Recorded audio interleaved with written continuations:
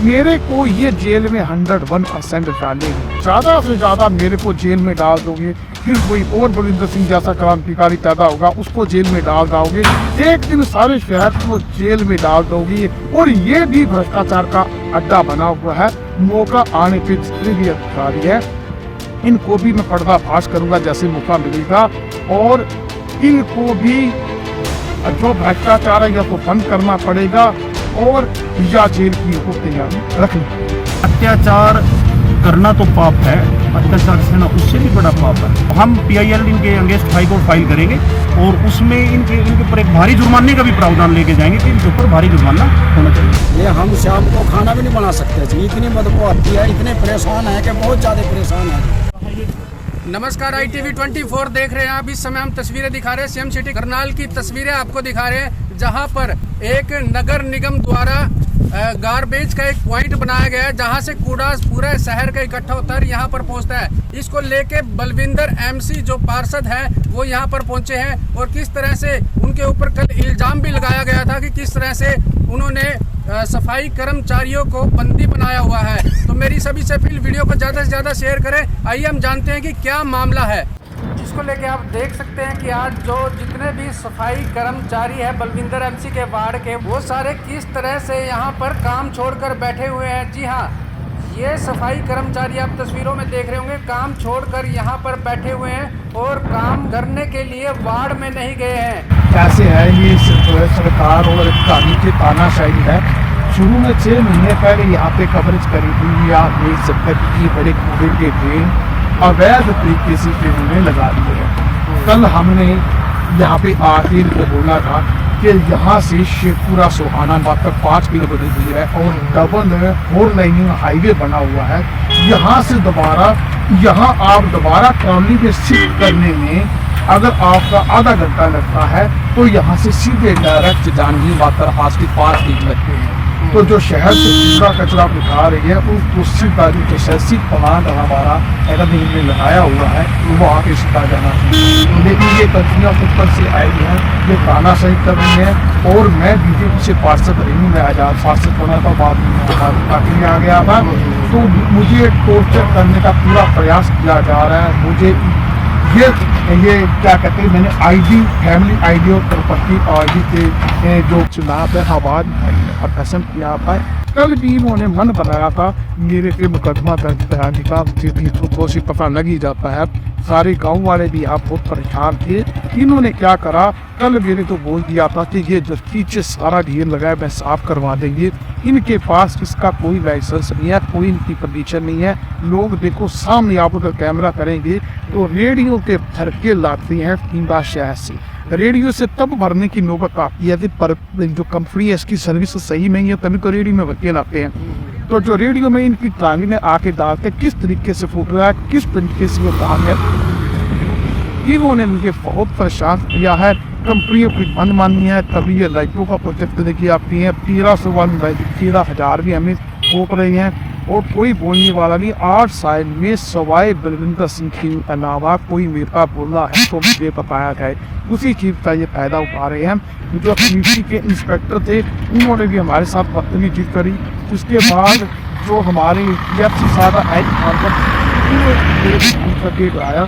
अब मैं शहर वाले से अपील करना चाहता हूँ कि जो मेरे को आपने पार्षद बनाया, मैंने शहर में जो आवाज़ें उठाने की वो उठाई। मैं गरीबों के लिए जेल में नहीं गया, मैंने कभी राजनीति नहीं करी, और उसके बाद ये बिल्कुल दबाना चाहते हैं। जैसे अभी जो देखने में आया कि यहाँ सफाई कर्मचारी सारे यहाँ पे बैठे हुए, आपने देख लिया ना, ये क्या किया गया, सारे सफाई कर्मचारियों को ऑर्डर दिया गया। आप मीडिया ना आते तो उन्होंने यहाँ लाइन में सारे बिठा रखे थे। खाली कहते जी बलविंदर के वार्ड में आपने सफाई नहीं। दूसरी बात है, मेरे वार्ड में सफाई ना करो, मेरे वार्ड वाले सक्सेस में ये मना कर दी। मैं अपने पॉकेट से निवेदन करके अपने वार्ड को साफ सुथरा रख लेता। आप अगर देखो क्या ये जीना है पत्ती से, क्या ये बुद्धा तेरा वासु का जीना हो, क्या ये शहर का जीना है। आज मेंबर कल्पना चावला में या दूसरे उसमें में देखो मेरे जाते वाल्मीकि की बस्ती, हरिजन बस्ती जो है उनके लोग बीमार हो जाए। मैं शहर वासियों से एक निवेदन करना चाहता हूँ कि अब लड़ाई हो चुकी है जनता और भ्रष्ट अधिकारियों और भ्रष्ट सरकार के खिलाफ। मैं कहता हूँ कि मैं राजनीति मान लो कर रहा हूँ तो सरकार ये शुरुआत करी। जब ये पूरे का ढेर होगा इनको मैं राजनीति कहाँ से करूँगा। अब ये मेरे साथ अत्याचार कर रहे हैं शनियाब। ये कहते हैं कि अगर बलिंदर सिंह को कुचल दिया तो कोई बोलने वाला नहीं। मेरे को ये जेल में 101% डालेगी। मैं पहले ही अपने बच्चों को इनके डर से, पहले मेरे खिलाफ तो मुकदमा दर्ज कर रहे थे, मेरे छोटे बच्चों के खिलाफ भी करना कर रहे थे। पहले वो नाबालिग थे, फाइन कोच।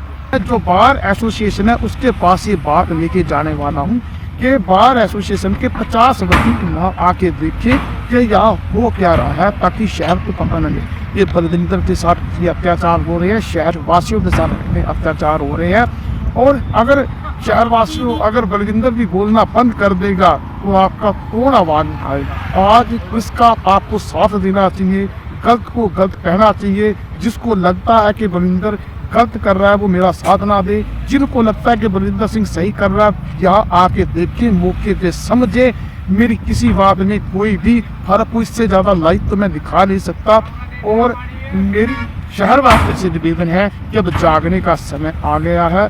इनको हर तरह से इनको सबक सिखाने का समय आ गया है और सारे गरीब और मीडियम परिवारों के जागने का समय आ गया। एक बात आगे दूसरे देते इतनी तानाशाही, ये सब कुछ दिख रहा है, उसके बावजूद डीसी साहब, कमिश्नर साहब सारे मेरे को सबक सिखाने में लगे हैं। मेरे को ज़्यादा से ज़्यादा मेरे को जेल में डाल दोगे, फिर कोई और बलविंदर सिंह जैसा क्रांतिकारी पैदा होगा उसको जेल में डाल दोगे, एक दिन सारे शहर को जेल में डाल दोगे। ये क्रांतिकारी स्वच्छ विचारों के इंसानों की शहर में कोई कमी नहीं है। मैंने तो सभी पार्टियों से भी आह्वान है कि आप आके देखिए, कल को आप जनता क्या करती है, कल को उसकी हवा है, उसकी हवा उस पर काम करती है। आज देखिए जो 8 साल से आपके बीच में नेता खड़ा है उसकी भावना समझे, उसका साथ नहीं। इलेक्शन के टाइम तो आपके पास सब आ जाएंगे। बलविंदर सिंह तो गरीब का मकान बचाने के लिए भी जेल गया, और जिस डीटीपी ने मेरे पे मुकदमा किया बाद में कितने बड़े भ्रष्टाचार के रूप में करोड़ों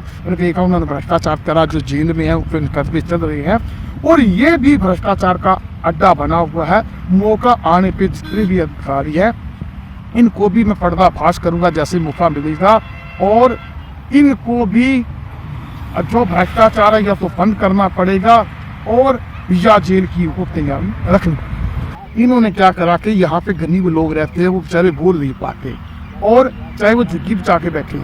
अगर ये बेचारे गरीब बोलेंगे तुरंत इन पे कार्रवाई करेंगे जी, झुग्गी उठाओ फटाफट। ये बेचारे गंदगी में रह रहे हैं। ये हमारे देश की जनता तो है। मोदी साहब आपने बोला था 2022 में सबको मकान दे देंगे, तो ये बलविंदर सिंह की गलती नहीं है। अगर झुपड़ी बना के ये बैठे हैं, आपने मकान नहीं दिए, आपने वादा नहीं पूरा करा, तब ये झुपड़ी बना के बैठे हैं। अगर ये गंदगी में बीमार होना ये सहन कर लेते हैं, बोल इसलिए नहीं पाते, उनको पता है कि अपनी हमारी झुग्गियां उठा देंगे। ये कारण है, पब्लिक को दबाया जा रहा है, डराया जा रहा है, पार्षद के साथ सरेआम हो रहा है। तो ये पब्लिक बेचारी क्या करें। फैशन में है, अगर वो अपने नागरिकों के लिए कहीं कोई हेल्प कर सकता है उसको करनी चाहिए। और मैं करनाल वासियों से यही अपील करूंगा, अगर आज हमारे पार्षद बलविंदर जी ने इस गलत के प्रति आवाज़ उठाई है तो इनका साथ दें। इन्होंने जब हमें बताया कि ऐसे ऐसे करके यहाँ का इलीगल डंप कर रहे, कानूनी राय लेने के लिए आए, तो हमने बताया कि आपकी आवाज़ सही, आप आवाज़ जो उठाई है वो सही है, लीगल है, इलीगल कुछ नहीं है। इनको कल थ्रेट किया कि आपको सरकारी काम में बाधा डालने के आरोप में अंदर डाल देंगे। अरे सरकारी काम में बाधा कहाँ है, तो गलत के प्रति आवाज उठाना है। इनको उल्टा चोर कोतवाल को डांटे वो काम हो रहा है। तो मेरी तो आपके चैनल के माध्यम से यही अपील है कि जितने भी शहरवासी है वो गलत की आवाज उठाए, चाहे वो कचरे के प्रति हो, चाहे आईडी के प्रति हो। अगर कोई व्यक्ति कोई किसी भी पार्टी से हो, अगर कोई गलत की आवाज उठाता है उसका साथ दे। मैं ये नहीं कहता कि भाई एक व्यक्ति का साथ दे। अगर कोई गलत हो रहा है, अत्याचार करना तो पाप है, अत्याचार सहना उससे भी बड़ा पाप है। आप क्यों अत्याचार सह? आम पब्लिक से ही आप देखो यहाँ ये कितना कचरा पड़े। इस कचरे के लिए जिम्मेवार सरकार, नगर निगम, उसके भ्रष्ट अधिकारी, उसके जो कॉन्ट्रैक्टर जो ठेका लेते हैं वहाँ पर डंप करने के लिए, वो सब जिम्मेवार है। तो हम PIL इनके अगेंस्ट हाई कोर्ट फाइल करेंगे और उसमें इनके ऊपर एक भारी जुर्माने का भी प्रावधान लेके जाएंगे कि इनके ऊपर भारी जुर्माना होना चाहिए। धन्यवाद। तो जैसा कि आपने देखा कि जो आप पीछे देख भी रहे हैं कि कितना कचरा यहाँ पर पड़ा, बहुत फैला हुआ है।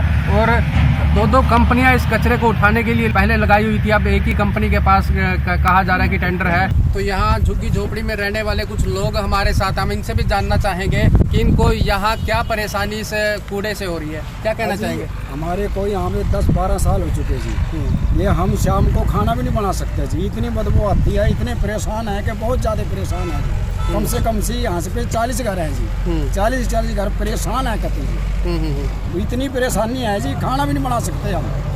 अच्छा। सब बच्चों बरानी है जी हमारी यहाँ। तो आपने इसकी शिकायत किया कभी किसी को? हाँ जी, शिकायत कितनी बार कह लीजिए, कुछ सुनाई नहीं करता जी, कोई सुनाई नहीं करता जी। बहुत बार कह चुके हैं हम, कोई सुनाई नहीं करता जी। तो आपने देखा कि इनकी कोई सुनवाई नहीं करता, ये कई बार इसकी शिकायत कर चुके हैं। तो मेरी सभी से अपील की वीडियो को ज़्यादा से ज़्यादा शेयर करें ताकि ज़्यादा से ज़्यादा लोगों तक यह खबर पहुंच सके। धन्यवाद।